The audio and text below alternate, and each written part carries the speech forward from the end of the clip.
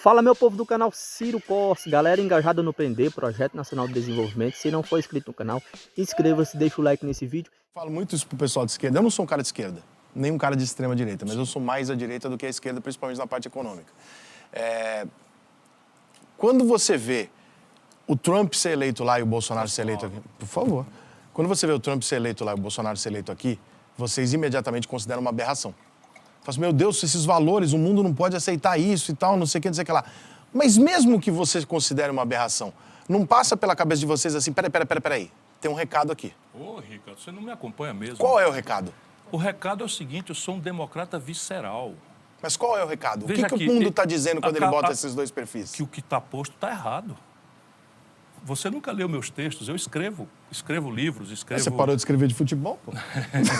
Sim, Se eu tivesse continuado, eu tava lendo. Eu não te culpo, porque esse é um assunto muito chato, especialmente para o jovem. A política brasileira virou uma abstração, quando não um barulho, mal cheiroso. Aqui, tá difícil, hein? Porque, então, porra, veja, meu irmão, quando o Trump se elege, eu faço uma série de reflexões denunciando aquilo que é uma denúncia antiga, o comportamento trágico do controle dos democratas, que se rendeu completamente ao neoliberalismo financista e corrupto. Essa família Clinton, não sei o que e tal, é um atraso do atraso do atraso. Inclusive nas questões práticas do Brasil. Você não tem ideia do que eu já conheço. Eu fui ministro da Fazenda do Brasil. Não quero nem imaginar o que você viu. Eu tive um cacete com o Larry Summers, que foi secretário do Tesouro americano. O Itamar Franco ficou horrorizado. Tu bateu boca com o cara? Com o Larry Summers, porque o cara esculhambou o Plano Real, como se ele fosse o chefe do Brasil. Eu disse, não, quem manda no Brasil somos os brasileiros. Enfim, é uma velha história. Então eu não tenho nenhum afeto, nenhuma admiração. E eu sou um democrata visceral. E eu vi na eleição do Trump coisas que aconteceram, que é a negação do neoliberalismo. O Trump assume os Estados Unidos com um discurso de política industrial. American First, na verdade, o slogan dele quer dizer o seguinte, protecionismo. Coisa que eles, para nós, negam. Dizem que para nós não pode, que o Brasil tem que facilitar as fronteiras, tem não sei o quê, papapá. Mas o que aconteceu? Na sequência, o Trump começa a se basear em coisas que são muito fascistas, que não são liberais. O liberalismo político é uma obra admirável, à qual a humanidade inteira aderiu. O que é fascismo, Ciro? O fascismo é uma ideologia totalitária que organiza um poder que constrange as populações por exacerbação da diferença.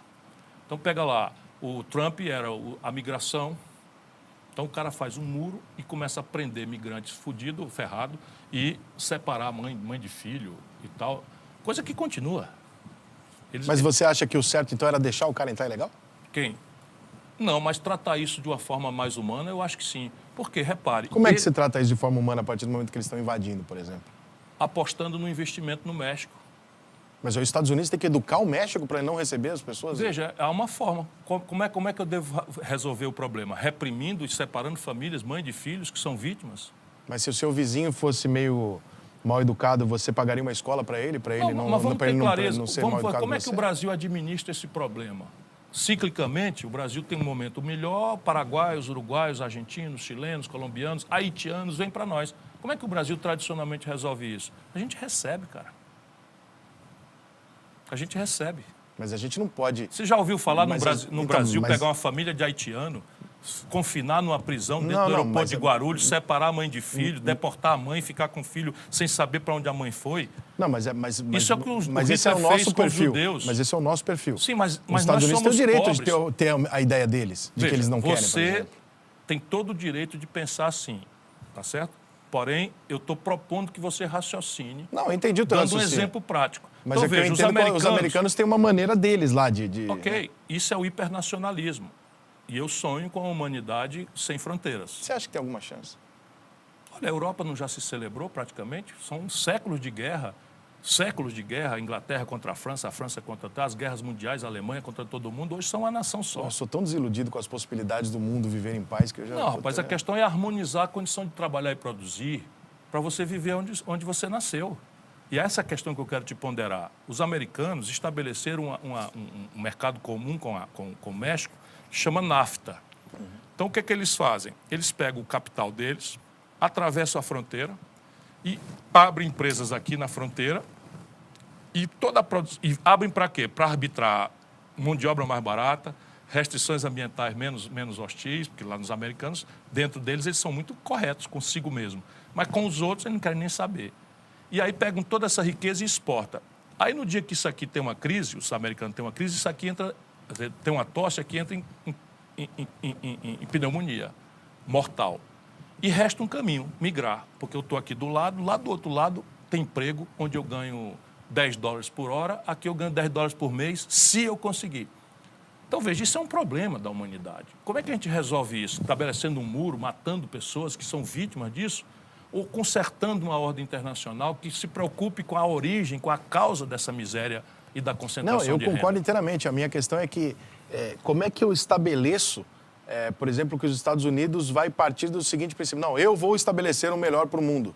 Sendo que a primeira obrigação dele é cuidar do dele. Seus interesses, aí você olha em volta, tem 10 fazendo errado. Aí você fala, peraí, mas dependendo do interesse envolvido, essa é a ética deles. O que os americanos foram fazer no Afeganistão? O que eles foram fazer no Vietnã? Eles se consideram juízes do mundo. Então, para exportar valores e defender interesses, riquezas. Tá aqui, parei a entrevista do meu Vista daqui a uma semana. Tomara que o cara não assista, que eu falei mal agora dos Estados Unidos. De quem? Você não falou eu quero ir pra rapaz. Disney, Você porra. não falou mal dos Estados Unidos. Você não falou... A sociedade americana é uma sociedade muito interessante. Mas entre as sociedades ricas é a mais desigual e a desigualdade está se aprofundando. Porque tem um erro grave deles, um erro muito grave de posicionamento no mundo. Então, veja... Como é que você pode resolver essa equação? Ora, por que os americanos não fazem um conjunto pesado de investimentos nas causas originais? Os ingleses, os europeus estão fazendo. Muitos exemplos de investimento nas causas da migração. Marrocos, Argélia e tal, estão tentando trabalhar. Isso é muito mais humano. Mas os americanos são mais espertos do que você imagina. Quando tem uma crise de salário, que a economia bomba, 4% de crescimento, para eles é muita coisa... Começam os salários a crescer, eles afrouxam a política de imigração para poder trazer os salários para... Quando eles estão em crise, aí eles apertam a migração. Então, não é uma questão moral nem nacional, é uma questão de conveniência. Você acha que a eleição do Trump e do Bolsonaro, então, ela tem toda uma questão econômica? Absolutamente. E você não acha que tem também uma questão cultural em relação ao uma pessoal... guerra cultural. O pessoal mais conservador falar, cara, vocês estão passando do limite, o mundo está ficando perdido demais. Você está corretíssimo, tem uma guerra cultural. Agora, deixa eu acrescentar. No dia que o Bolsonaro ganhou a eleição, eu... cumprimentei o Bolsonaro publicamente, dei os parabéns e desejei boa sorte para ele. A Gleisi, presidenta do PT, recusou-se a comparecer ao Congresso Nacional para dar posse e foi para a posse do Maduro na Venezuela. Então, isso é a guerra cultural, percebe? Aqui no Rio de Janeiro, francamente, um povo maravilhoso como o Rio de Janeiro, onde nós estamos, 70% votou no Bolsonaro, tendo dado sequenciais vitórias e tal. Por quê? Porque o PT daqui é um misto de corrupção com uma agenda completamente pirada. Então você acha Sabe, que, por exemplo... que colide com a moral popular, que não respeita a religiosidade do povo, que quer impor de cima para baixo uma percepção da política que não tem nada a ver com a vida dos nossos nacionais, copiada dos Estados Unidos. Não tem nada de esquerda. Esse é que é o grande problema. Eles estão desmoralizando o ideário de esquerda, porque isso não tem nada de esquerda.